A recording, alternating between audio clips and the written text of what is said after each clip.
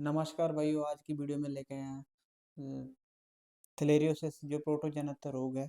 किसी जूं और मक्खी या चिचड़ के वजह काटने की वजह से हो जाता है, जो डेयरी फार्म के लिए बहुत बड़ा लॉस है। इसके बारे में आज आप बात करेंगे अच्छे से खुल के, कैसे होता है, इसका क्या उपचार कर सकते हैं, हम कैसे बच सकते हैं। जो थ्ले इसको बोल थ्लेरियोसिस होता है जो किसी परजीवी के कटने के कारण, जैसे जूं चिच्चड़, उसके कटने के कारण जो गाय के ब्लड में चला जाता है और उसके बाद उसके जो सेल होते हैं उसके खाने के लग जाता है और पशु के ऊपर असर डालता है। वो हम आगे जाके फल बताएंगे। तो जो ये बीमारी है वो विदेशी नस्ल जहाँ शंकर नस्ल की गाय को ज़्यादा होती है, जैसे एचएफ हो गया, जर्सी हो गया, उनको ये बीमारी देखने को ज़्यादा मिलती है। तो ज़्यादातर ये गर्मी की बात करें कब होती है, तो ये बीमारी गर्मी की रुत में होती है, जब जून चिचड़ का ज़्यादा जोर होता है। ज़्यादातर उस एरिया में थ्लेरियसिस की बीमारी पाई जाती है जहाँ पर मतलब जहाँ पर जूं चिच्चड़ ज़्यादा होता है। प्रोटोजोआ जो होता है, जो प्रोटोजोआ होता है वो ब्लड में पाया जाता है। जब जूं चिच्चड़ मक्खी को लगता है, अपने गाय भैंस को लगता है, तब उसकी वजह से उसके अंदर ब्लड के अंदर चला जाता है, तो इसमें पशु के प्रॉब्लम करता है। जब पशु के बुखार की बात करें, तो पशुओं को बुखार 104 से लेके 107 तक होगा और आँखों में से पानी आएगा और आँखों की झिल्ली सूज जाएगी।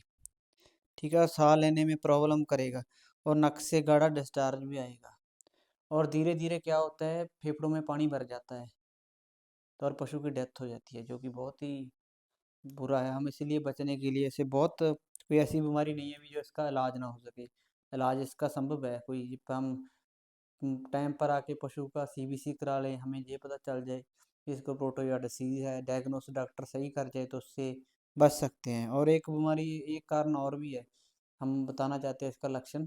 जो गाय भैंस है वो अपना गोबर करेगी ना, उसका पहले कलर तो नॉर्मल होगा, उसके बाद उसका ब्लैक हो सकता है, या कई बार गोबर से भी ब्लड आने लग जाता है ऐसी स्थिति में।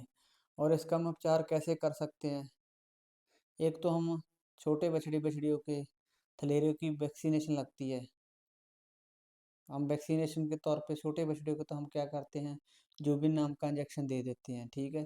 और बड़े पशु को भी हम थलेरिया की वैक्सीनेशन आती है, जिसकी कोल्ड चेन होती है वो उसी में आती है, मतलब नाइट्रोजन गैस में ही आती है, तो थलेरिया की वैक्सीनेशन भी हो जाती है। तो और दूसरी बात करेंगे हम, इसका ट्रीटमेंट के बारे में बताएंगे, ट्रीटमेंट क्या कर सकते हैं। सबसे पहले हम एक और काम की बात बताना चाहते, सबसे पहले हमको इसका सीबीसी टेस्ट कराना है, जिसमें प्रोटोजोआ पॉजिटिव आएगा। उसके बाद हम उसके आधार पे हम देखेंगे उसका ब्लड कितना है, कितना क्या सिस्टम है, मतलब कितना टीएलसी बदा है, वो सारा कुछ देखकर हम फिर ट्रीटमेंट करेंगे। हम ट्रीटमेंट की बात करें, इसमें हम एंटीबायोटिक ज़्यादातर ऑक्सी देते हैं। ऑक्सी की हम डोज ज़्यादा मात्रा में देते हैं, ठीक है। और साथ में कोई भी थेरियोसाइड हो गया या बूटालेक्स हो गया, अच्छी कंपनी का इंजेक्शन साथ में वो देते हैं।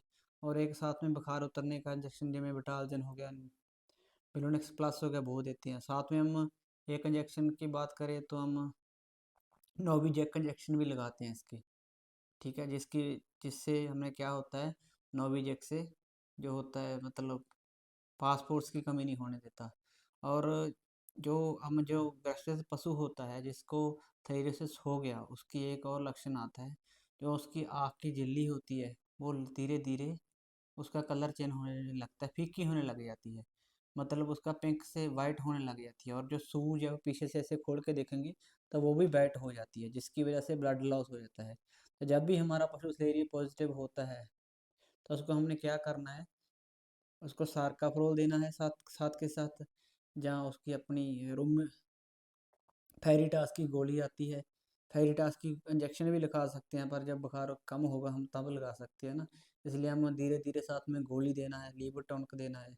ये कुल देखने के बाद में हम नतीजे पे इस बात पर आते हैं कि हमने पशु को खाना नहीं छोड़ना चाहिए। यदि हमारा पशु खाना छोड़ जाता है तो वो बहुत ज़्यादा प्रॉब्लम करता है, ठीक है। उसकी वजह से क्या होता है, जब जो खाना छोड़ जाता है तो वो रिकवर होने के चांस कम हो जाते हैं। फ्लूइड थेरेपी हम उसको ज़्यादा इसलिए दे नहीं सकते, क्योंकि जब हम फ्लूइड थेरेपी ज़्यादा देंगे तो उसमें ब्लड में कमी होती है, तो ब्लड में पानी मिक्स होगा तो वो और भी ब्लड कम हो जाता है। इसलिए हम उसको बचा ही रखते हैं। धीरे धीरे वो जब ट्रीटमेंट जो लगता है मैंने बताया है, वो 3 दिन देना पड़ता है। 3 दिन देने के बाद फिर पशु को स्वस्थ हो जाता है। लेकिन उसके बाद हम उसको अच्छा डाइट देना पड़ता है, ठीक है।